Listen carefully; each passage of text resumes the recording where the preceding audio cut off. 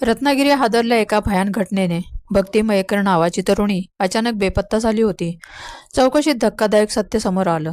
तिच्याच प्रियकराने तिचा खून केला होता. लग्न ठरल्यामुळे भांडण झालं आणि रागाच्या भरात प्रियकरानं बारमध्ये नेऊन तिचा गळा आवळून जीव घेतला. त्यावेळेस ती प्रेग्नंट होती. नंतर मित्रांच्या मदतीने तिचा मृतदेह घाटात टाकला. भक्तीच्या हातावर असलेल्या टॅटूनं तिची ओळख पटली. पोलिसांनी दुर्वास पाटीलला अटक केली आहे. त्याचे मित्रही अटकेत आहेत. तपासात समजले की दुर्वासने आधी 2 व्यक्तींचा खून केला होता. प्रेमसंबंध असोत वा गैरसमज, हिंसाचार हा कधीच उपाय ठरत नाही. गुन्हा कितीही लपवला तरी शेवटी न्याय मिळतोच. हा गुन्हा इतका गंभीर आणि क्रूर आहे की त्याला फक्त आजीवन कारावास किंवा मृत्यूदंड मिळणे न्याय ठरेल. ही शिक्षा केवळ अपराध्याला शिक्षा देण्यासाठी नाही, तर समाजात इतरांना चेतावणी देण्यासाठी आवश्यक आहे.